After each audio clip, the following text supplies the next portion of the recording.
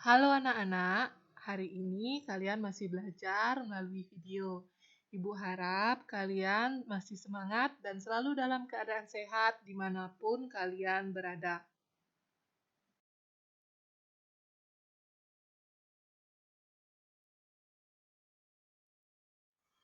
Hari ini kalian akan belajar di tema 3, benda di sekitarku. Subtema 1, aneka benda di sekitarku. Nah, sekarang kita ada di pembelajaran 6, sekaligus akhir dari tema 3, subtema 1.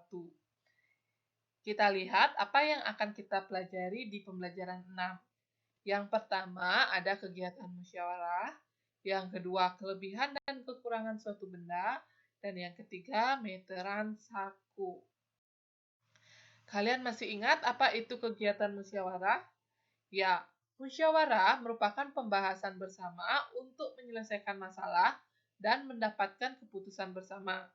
Kegiatan musyawarah merupakan pengamalan sila keempat Pancasila yang berbunyi, kerakyatan yang dipimpin oleh hikmat kebijaksanaan dalam permusyawaratan perwakilan. Nah, contoh permasalahan di sekolah yang dapat diselesaikan dengan musyawarah. Yang pertama, pemilihan ketua kelas. Yang kedua, menentukan jadwal piket untuk membersihkan lingkungan kelas dan lingkungan sekolah. Yang ketiga, menentukan kelompok belajar. Yang keempat, pembagian tugas kelompok. Selanjutnya.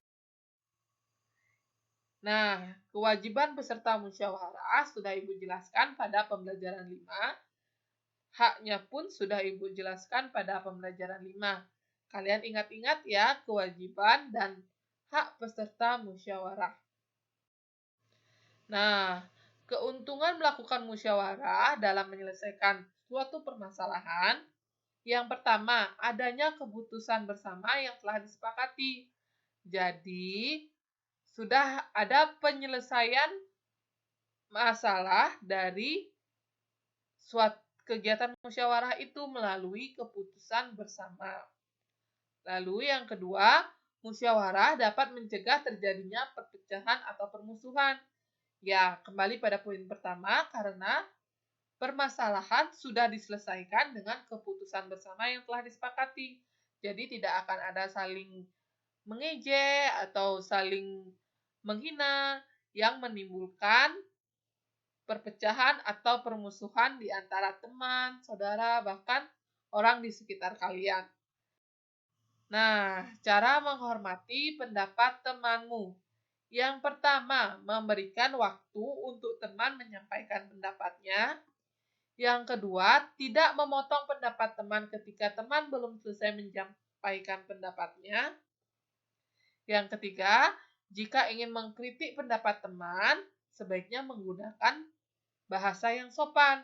Nah, seperti misalnya kalian kurang setuju dengan pendapat teman kalian. Kalian bisa bilang, maaf pendapat Beni misalnya. Pendapat Beni saya kurang setuju karena sebutkanlah alasannya karena apa. Jangan langsung gini, saya tidak setuju dengan pendapat Beni jelek, tidak bagus. Nah, itu tidak boleh. Itu adalah kata-kata yang tidak sopan. Hari ini, Beni dan teman-temannya belajar kelompok karena guru menugaskan setiap kelompok untuk memilih benda, lalu menyebutkan kelebihan dan kekurangan dari masing-masing benda. Kita lihat hasil diskusi kelompok Beni. Yang pertama, benda dari kayu. Nah, benda dari kayu ini memiliki kelebihan dan kekurangan. Apa saja kelebihan benda dari kayu? Yang pertama, kuat. Yang kedua, keras. Yang ketiga, tahan lama. Dan yang keempat, mudah dibentuk. Adapun kekurangan dari benda kayu, yang pertama, mudah terbakar. Yang kedua, mudah lapuk karena dimakan rayap atau serangga lainnya. Kita lihat benda yang terbuat dari plastik. Ya, benda yang terbuat dari plastik tentunya memiliki kelebihan dan kekurangan. Kelebihan dari benda yang terbuat dari plastik, yang pertama kuat, yang kedua ringan, yang ketiga tidak mudah lapuk karena susah dimakan rayap atau serangga. Adapun kekurangan benda yang terbuat dari plastik, yaitu mudah terbakar. Selanjutnya kita lihat benda yang terbuat dari kaca, yang terdiri dari kelebihan dan kekurangannya. Adapun kelebihan dari benda yang terbuat dari kaca, yang pertama tidak menyerap air, yang kedua keras. Sedangkan kekurangan dari benda yang terbuat dari kaca adalah mudah pecah, sehingga tidak cocok jika digunakan untuk membuat penggaris, seperti yang sudah Ibu jelaskan pada pembelajaran 5. Nah, kita lihat benda yang terbuat dari kertas. Ada kelebihannya, ada juga kekurangannya. Nah, kelebihan benda yang terbuat dari kertas, yang pertama yaitu ringan, yang kedua dapat menyerap tinta, yang ketiga mudah dilipat dan dibentuk. Lalu selanjutnya kita lihat kekurangan dari benda yang terbuat dari kertas. Yang pertama mudah basah, yang kedua mudah terbakar, yang ketiga mudah kotor, dan yang keempat mudah robek. Selanjutnya, sekarang mari kita lihat kelebihan dan kekurangan dari benda yang terbuat dari karet. Adapun kelebihan dari benda yang terbuat dari karet, yang pertama lentur, yang kedua kuat, dan yang ketiga tidak menyerap air. Sedangkan kekurangan benda yang terbuat dari karet, yang pertama mudah terbakar, dan yang kedua tidak tahan lama. Lalu sekarang kita lihat benda yang terbuat dari logam, kira-kira apa saja kelebihan dan kekurangannya? Ya, kelebihan dari benda yang terbuat dari logam, yang pertama kuat, yang kedua keras, yang ketiga tidak mudah lapuk karena susah dimakan rayap atau serangga. Selanjutnya kita lihat kekurangan dari benda yang terbuat dari logam. Yang paling utama adalah mudah berkarat. Itu dia kekurangan dari benda logam. Pada pembelajaran 5, Ibu sudah menjelaskan apa saja contoh benda yang terbuat dari logam. Nah, jika kalian ingin mengukur benda yang terbuat dari logam, kalian bisa menggunakan meteran saku. Meteran saku disebut juga meteran gulung. Meteran gulung berfungsi untuk mengukur panjang benda yang lebih dari 1 meter. Meteran ini digunakan pekerja bangunan atau tukang kayu. Nah, kalian masih ingat dengan satuan panjang ini? Ya, ada kilometer, hektometer, dekameter, meter, deksimeter, sentimeter, dan milimeter. Nah, ketujuh satuan ukur ini bisa digunakan untuk mengukur satuan benda dan bisa juga dibuatkan nyanyian. Mari kita simak nyanyian berikut. Nah, kalian masih ingat tidak lagu ini? Yuk kita nyanyikan bersama-sama. Kilometer, hektometer, dekameter, dan meter, desimeter, sentimeter, terakhir milimeter. Itulah satuan panjang yang harus kamu hafal.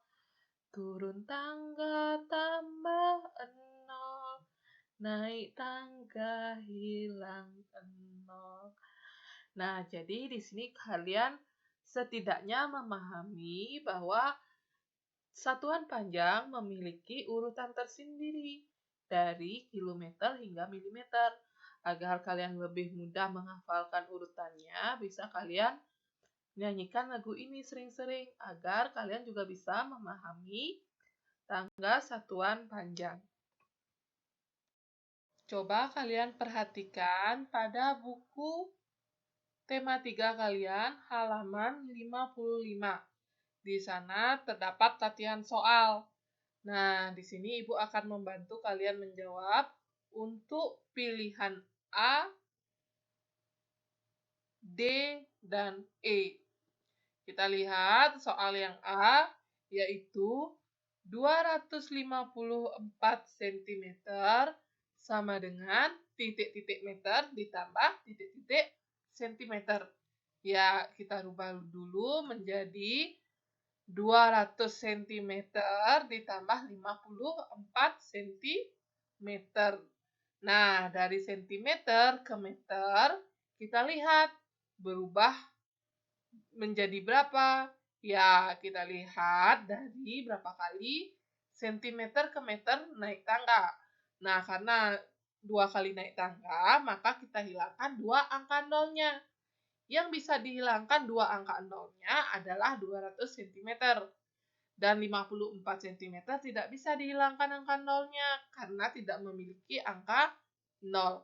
Maka 54 cm tetap menjadi 54 cm. Sehingga 200 cm ditambah 54 cm sama dengan 2 meter ditambah 54 cm. Selanjutnya yang nomor D, kita lihat ada angka 909 cm. Nah, 909 cm ini akan kita rubah satuannya menjadi meter ditambah sentimeter. Pertama-pertama kita pisahkan menjadi 900 cm ditambah 9 cm. Sekarang kita lihat berapa kali naik dari sentimeter menjadi meter. Ya, kita lihat 2 kali naik sehingga 2 angka 0 hilang. 900 cm menjadi 9 meter dan 9 cm tetap berada di posisi 9 cm. Nah, jadi 909 cm sama dengan 9 meter ditambah 9 cm. Selanjutnya, yang nomor E kita lihat ada soal 400 cm akan dirubah menjadi meter ditambah cm. Nah, 400 cm ini sama dengan 400 cm ditambah 0 cm. Kita lihat dari sentimeter menjadi meter, berapa kali melangkah naik? Ya, melangkah 2 kali naik. Sehingga 2 angka 0 pada 400 cm dihilangkan. Jadi, 4 meter ditambah 0 cm.